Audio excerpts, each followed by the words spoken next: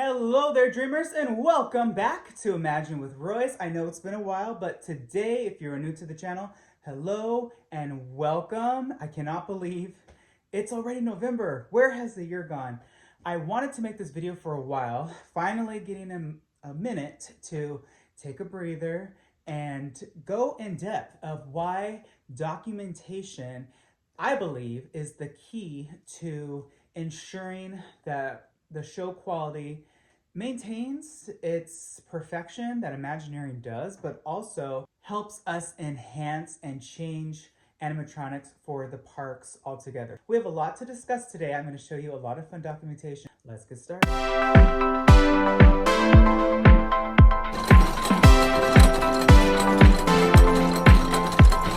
First and foremost, what is documentation? It's really interesting. Imagineering, and I didn't know this starting. I guess I saw pictures posted in a lot of Imagineering books, but I never got my chance to get my hands on them until, of course, I joined audio animatronic figure finishing. And that was really cool. Just like I have them in binders, Disney Parks has them, Imagineering has them. And basically what these are reference tools. Not only is it an amazing catalog of photographs of a lot of different characters in the parks, but it's also an extremely necessary tool to ensure the quality of the animatronics look the same. So I don't want to bust any bubbles here, but a lot of the animatronics that you see, they're constantly being switched out, and we use these bad boys. This is an audio animatronic documentation color callouts. So for instance, if Pierre gets recasted in, he'll be resin or fiberglass, I should say, then he will be totally repainted. And that is where he'll come to the paint shop and we'll be given this. So it's a picture of Pierre as he appeared in the park. So periodically, they update the pictures. There are original WED audio animatronic photos from the 60s, which is really, really cool. What you do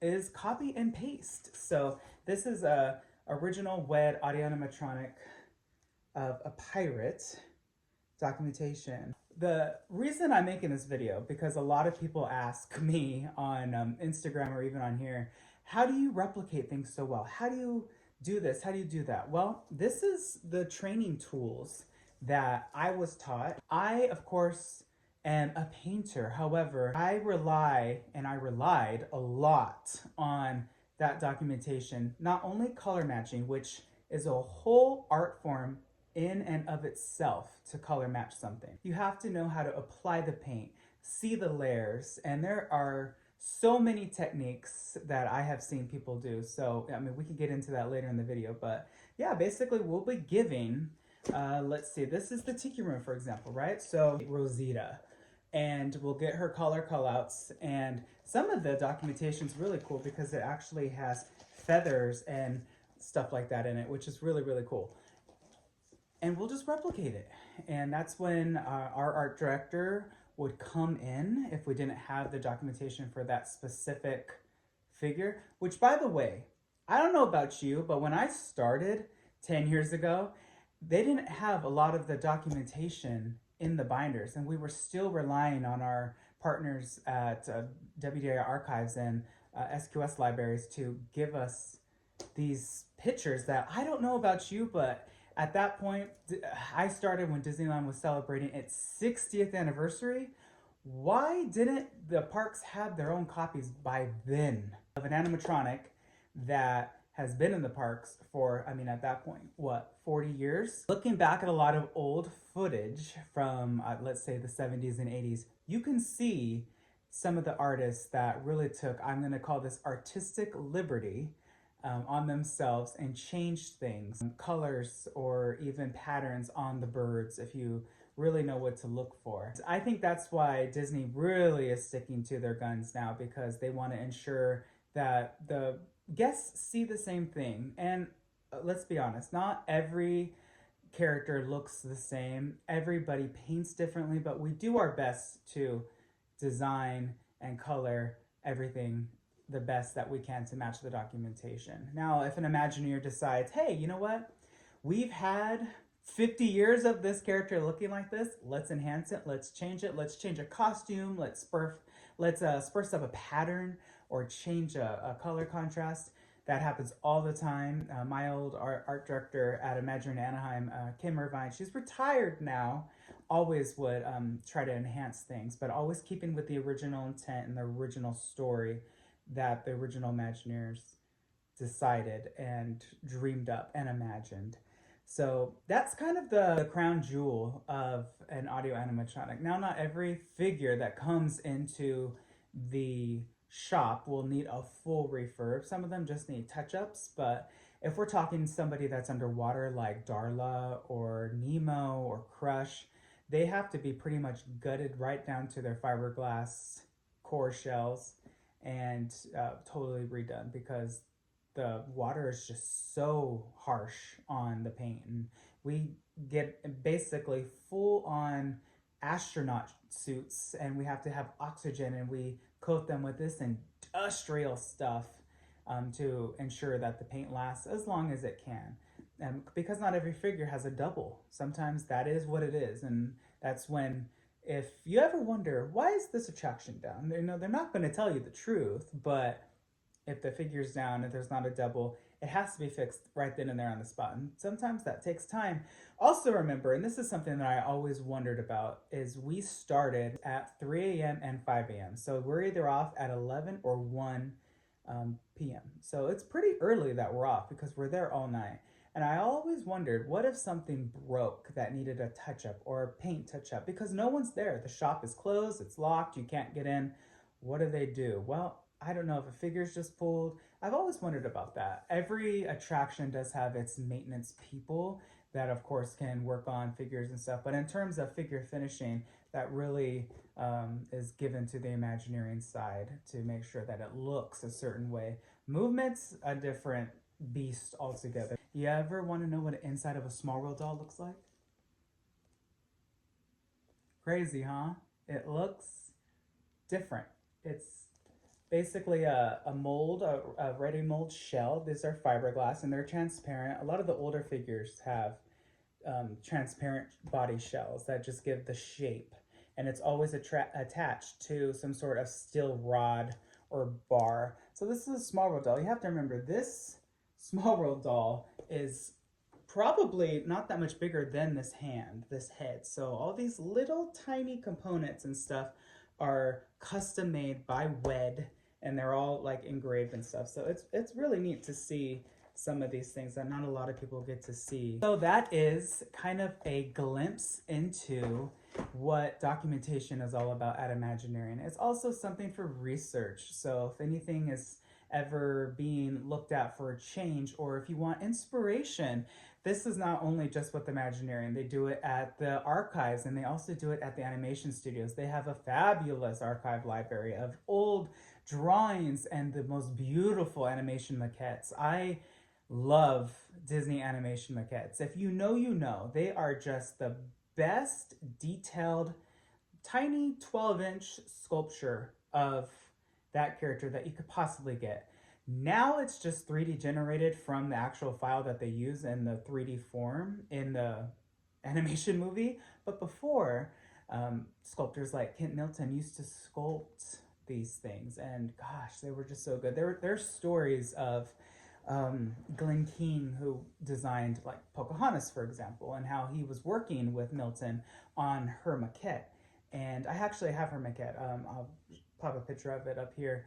And how they spent hours and hours working on it to make sure it's right, because Glenn designed Pocahontas, and it's something where when an animator designs a character, it's one thing that they get it and they understand how she moves, how she looks from different angles, but to transfer that knowledge to another animator and the supporting animators, that's the key, and that's the kind of secret sauce that maquettes off. So stories like that just don't exist anymore, because now the character designers will just be, look, this is it, and everyone just kind of just changes how they are in the computer, opposed to the beauty of hand-drawn animation. I do believe that Disney is, kind of reversing its wheels and getting back to that, which I am all for and all about. I really think that it's long past due.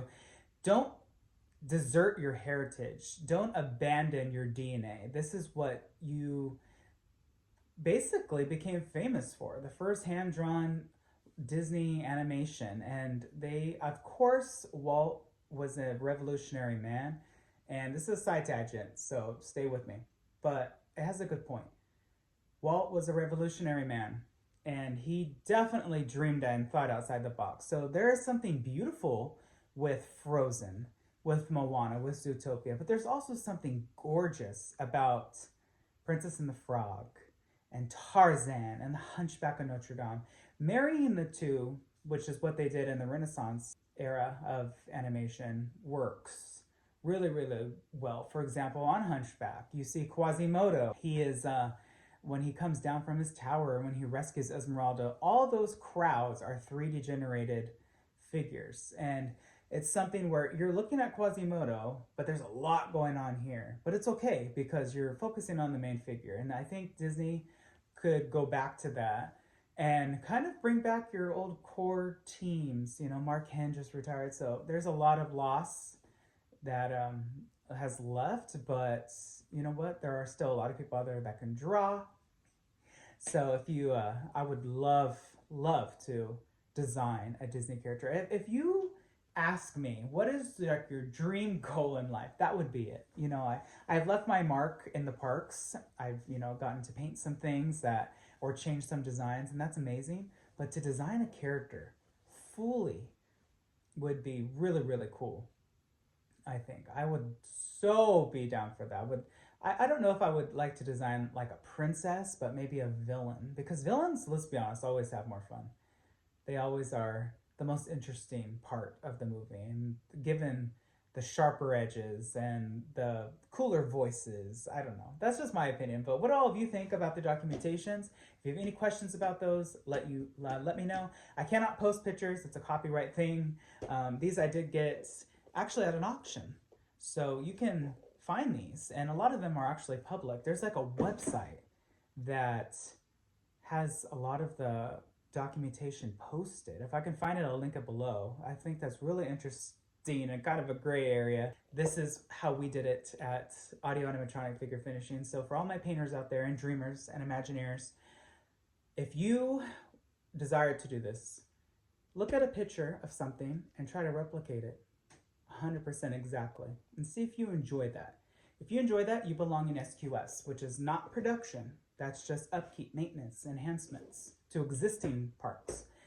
Production is imagining the new things. And when I say imagining, let's be honest, Imagineering is not what it was. It's really sad. I don't mean to like talk down to Disney, but has anyone noticed that there's really nothing new being designed or imagined? It's all just existing properties. I don't know if Disney is afraid to take that risk and design something completely original, but the originals are the fan favorites, let's be honest. So I think we need a better balance. And there's so many attractions that were shelved that they could go back to. But I don't know. I think the company is just IP right now. Just a really weird time for Disney, and plus they're charging even more. I want Disney to remember, you are a luxury place. You are not the grocery store. You don't have to go there. So you are, I think, slowly destroying the company. Little by little, you are destroying it, because there is a point where people won't be able to afford it and will feel like they're just being taken advantage of, which probably a lot of people already do. Disney was never designed to be a mall. Annual passes are wonderful, I get it, but I don't believe that that was Walt's intent. Walt wanted you to vacation there, maybe once or twice a year. Not every day, every Friday, because then we get into the annual pass holder situation, which is really hard when you're a cast member, which is my next video. Stay tuned for that. That's a whole nother video entirely. But yeah, that's it for this video. Thank you so much for watching. As always, please hit the subscribe, the bell icon thing. Do what you need to do if you want to see more of me, because that lets me know to make more videos. Sorry, life has been crazy. We're entering the holidays, so I'm trying my best. And I wish you all a magical day. Always remember, Remember this, dreamers, not only to follow your dreams, but to chase them. You're the sole person responsible for ensuring your dreams become reality. I'll catch you in the next one. Later.